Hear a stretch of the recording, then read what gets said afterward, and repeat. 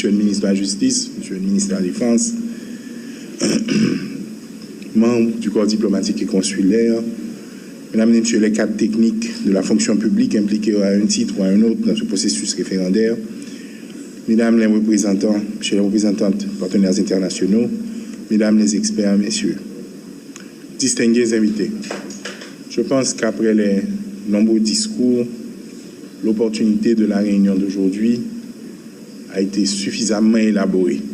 Donc, je serai excessivement bref. Le pays, encore une fois, se trouve à un moment crucial de son histoire. Le processus politique est indispensable pour nous sortir de l'impasse où nous nous sommes. Nous devons absolument remettre à ce pays non seulement un nouveau gouvernement en février 2026, mais des instruments pratiques qui permettront à ce nouveau gouvernement de faire son travail. Donc, je salue cette grande initiative entreprise par le Conseil présidentiel de transition sous le leadership et porteur du dossier des deux grands chantiers phares et incontournables dans l'aboutissement de la transition du 7 février, le Conseil présidentiel, le docteur Frinel Jean. En 4 mois, nous avons quand même fait de grands pas. D'abord, avec le Conseil présidentiel, nous avons établi le comité de pilotage qui lancera mardi, le mardi 12 novembre, lancera ses premières activités. Mais surtout, nous avons eu la bonne nouvelle hier que nous avons pu sécuriser le financement adéquat pour permettre au comité de faire son travail. Je peux vous dire qu'à un certain moment, c'était un souci. Avec l'appui technique de la primature, la collaboration avec la communauté internationale et l'engagement du secteur public haïtien à financer ce que nous estimons être un volet important de la transition, nous pouvons annoncer aujourd'hui que ce comité aura à sa disposition toutes les ressources qu'il lui faut pour pouvoir effectuer son travail. Nous avons pu aussi en 7 mois mettre sur pied le conseil électoral, bien que n'ayant que 7 membres, mais nous sommes convaincus que le conseil présidentiel travaille d'arrache-pied pour pouvoir assurer que le conseil ait toutes les capacités qu'il lui faut pour pouvoir avancer très vite dans le mandat qui lui a été donné. Ces deux chantiers envoient un signal très clair aux politiques. Malgré la crise sécuritaire, nous allons avancer vers les élections. Nous nous sommes engagés à le faire et nous allons le faire.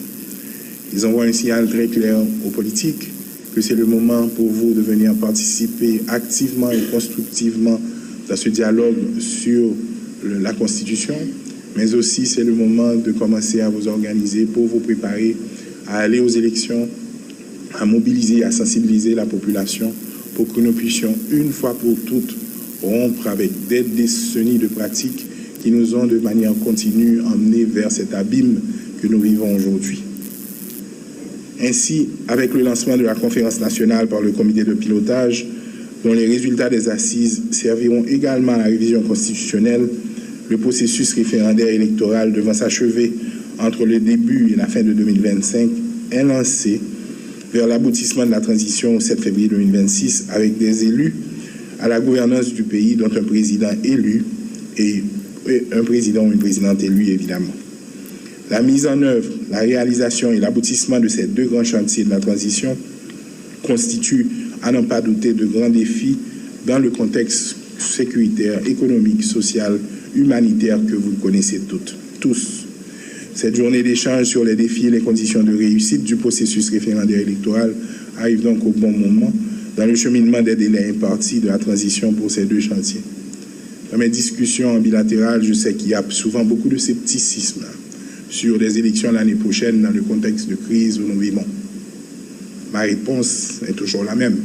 Nous n'avons pas le choix. Le peuple haïtien s'attend à ce que nous livrons et nous gagnons cette bataille en son nom. Et nous sommes engagés à le faire. C'est pour ça d'ailleurs que cette année encore, dans le budget, nous avons pris les dispositions pour que d'ici la fin de l'année, près de la moitié de ce qui est estimé pour pouvoir aller aux élections est déjà couvert. Et nous avons déjà commencé le processus de la mobilisation des ressources supplémentaires pour que nous n'ayons pas de problème de ressources le moment venu. C'est pour ça d'ailleurs que nous avons renforcé notre équipe pour pouvoir donner l'accompagnement qu'il faudra au CEP au Conseil pour que lui aussi il puisse faire son travail dans un environnement qui lui permettra quand même d'arriver et de maintenir un calendrier qu'il aura déterminé, j'espère, dans les prochaines semaines. Les recommandations qui suivront de ce forum permettront de préparer le terrain pour faire face aux grands enjeux et défis politiques de la phase de vitesse de croisière de la transition à partir, j'espère, de janvier 2025, notamment la conquête de la confiance et la participation de la population dans le processus. Plus que jamais, je pense qu'il est important que les deux branches de l'exécutif développent des attitudes cohésives, consensuelles et coordonnées pour résoudre dans une large mesure les questions sécuritaires et humanitaires afin de permettre à toute la population, dont les déplacés en âge de voter, de jouir et d'exercer conformément et librement leurs droits et devoirs citoyens tels qu'ils seront garantis par la Constitution révisée, la Déclaration universelle des droits humains et son pacte relatif aux droits civils et politiques, la Déclaration américaine des droits de l'homme ainsi que la Convention des Nations unies contre toute forme de discrimination à l'égard des femmes. Nous continuons à avancer et nous ne pas faire bague. Nous pour aller vers le référendum pour 2025. Pas de route, pas bois. 7 février 2026, transition à bout. Élu dans tel pays qui sortit dans bon genre élection, sans magouille, sans violence, sans contestation. C'est garanti ça, aujourd'hui. Merci. Monsieur le ministre de la Défense, Mesdames, Messieurs les représentants du corps diplomatique, Mesdames, Messieurs les conseillers électoraux, Mesdames, Messieurs les signataires de l'accord du 3 avril 2024, Mesdames, Messieurs les représentants de la société civile, Mesdames, Messieurs, distingués invités, chers compatriotes, c'est avec un profond sens de responsabilité et de conviction que je m'adresse à vous aujourd'hui, en ce moment crucial pour notre avenir démocratique. Nous sommes réunis ici dans le cadre d'une journée d'échange dédiée à un chantier majeur de la transition, le processus référendaire et électoral qui s'annonce. Tout d'abord, permettez-moi de saluer la présence de chacun d'entre vous, acteurs politiques, représentants de la société civile, experts en gouvernance, en droit électoral, ainsi que nos partenaires internationaux. Votre engagement et votre participation à ce forum sont non seulement le signe d'un intérêt partagé pour l'avenir de notre pays, mais aussi un gage de l'importance que nous accordons tous à la réussite de ce moment historique pour notre nation. La période que nous traversons aujourd'hui est marquée par des défis complexes et de multiples attentes, tant à l'intérieur qu'à l'extérieur de notre pays. Ces défis sont importants, mais je suis convaincu que si nous travaillons ensemble, dans un esprit de consensus et de dialogue, nous parviendrons à franchir ces obstacles et à poser les fondations solides d'un avenir plus démocratique, plus inclusif et plus prospère. Le processus électoral qui s'annonce n'est pas seulement une question d'organisation technique. Il s'agit d'un moment décisif qui marquera notre capacité à renouer avec les principes fondamentaux de la démocratie, la transparence, l'équité, l'inclusion et surtout la participation active de chaque citoyen à la construction de son... Cependant, comme vous le savez, organiser des élections libres, transparentes et crédibles n'est jamais une tâche aisée en Haïti. Mais il existe aussi des solutions. C'est précisément ce pourquoi nous sommes réunis aujourd'hui. Dans l'Union, nous devons réfléchir et proposer des mécanismes adaptés pour chaque problématique. Mesdames et messieurs, aujourd'hui, en ouvrant cette journée de réflexion et de travail, je tiens à souligner que le succès du processus électoral dépend de nous tous. Nous devons sensibiliser nos concitoyens et inviter chacun d'eux à intégrer pleinement ce processus de reconstruction et de redressement de notre démocratie. Nous avons le devoir de faire en sorte que les prochaines élections soient les plus transparentes, les plus inclusives et les plus crédibles de notre histoire. C'est là notre engagement, c'est là notre responsabilité collective. Et c'est dans cet esprit que je vous invite à débattre et à proposer des solutions concrètes pour que nos jeunes retrouvent un socle leur permettant de reprendre notre marche de peuple indépendant. Je suis convaincu que grâce à votre expertise, votre engagement et votre sens du collectif, nous réussirons à gagner ce pari sur notre futur. Nous ferons en sorte que ces élections ne soient pas seulement un événement politique, mais un véritable tournant pour notre démocratie, un moment où chaque voix comptera réellement. Je vous remercie pour votre attention et je vous souhaite de fructueux travaux. Merci.